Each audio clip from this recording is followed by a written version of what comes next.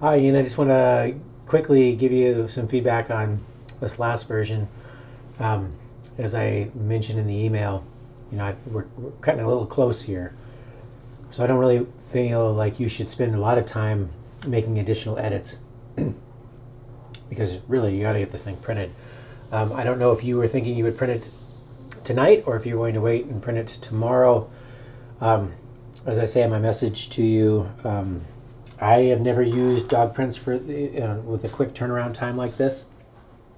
So, you know, you could get it printed tonight, and then it'd be done. But you will, if you find a print shop that's printing late, it'll probably cost you. You could try to go into Gould Hall, the basement there, CBE, um, very early. And I mean, like when they open up at 9, and see if they can print it for you right away. Or you could try to do the online the online process. But I'm sure that no one's going to be looking at it until tomorrow morning, because I don't think they operate on a Sunday night. So, do whatever you think is best in this situation. Okay, so looking at your poster here, you've made a lot of good changes that I think strengthen the poster. I'm impressed with that. A couple of things, these are little things, but I'm noticing that the distance between your columns has shifted. Um, so you've got more space along this edge than on this edge. You have more space between this column than this column. Not a huge issue, but it might be something that if you don't fix it now, I wanted to bring your attention to it so you didn't wait and print it and then find it and be irritated. Other little things that you probably want to that you should note, just for consistency's sake. I'm noticing that this bullet here, you've tabbed in all of the lines. That's sort of the standard bullet.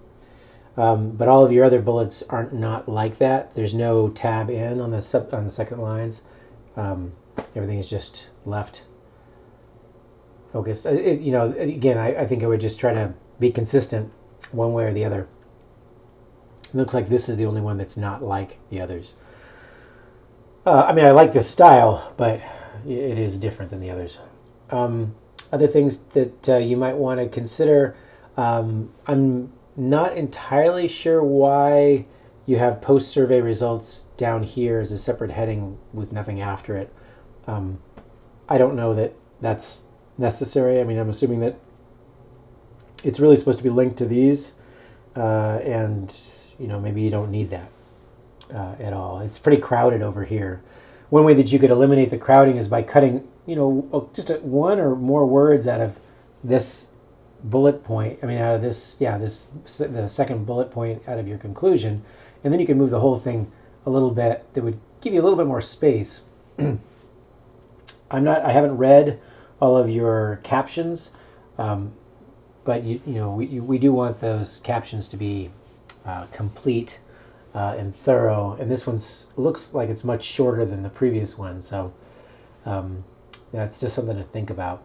In a situation where you have one word that is down the next line, it's one of those things that can easily be fixed so that you can give yourself a little bit of space between your conclusion and the figures. If you take out post-survey results, that would give you a little bit more space so that you could shift things down. If you needed to, you could make this figure 2 a little bit bigger, your picture a little bit bigger so that it filled the space a little bit more and things like that. I'm also noticing that figure 2 looks like you've centered the caption, whereas all the other figures are left centered or left justified. Other things, I think I would go with assessed volunteers on identification skills rather than graded. And like I said, since you're not describing the grading system and what the numbers correspond to, I think I would take out a score of 3 and just indicate that they were all we assess them all as confident.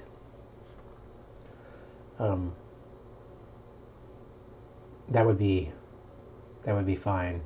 And then that's, as we discussed, you really should be referencing your figures in the text somewhere. So, results, confidence. I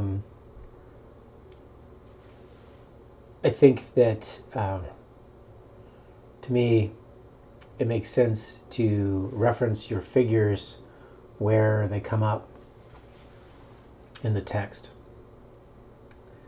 whenever possible. Okay, that's really all I'm going to give you now, because like I said, I think you need to finish this up and print it. But I think that referencing the figures in the text, I think that figure 1 should be probably referenced in the first bullet point of the methods. Figure 2 should probably be in one of these bullet points, whichever one you think is best. Figure 3 and 4, I think they should probably be referenced in here somewhere. And there you go. That's it. All right.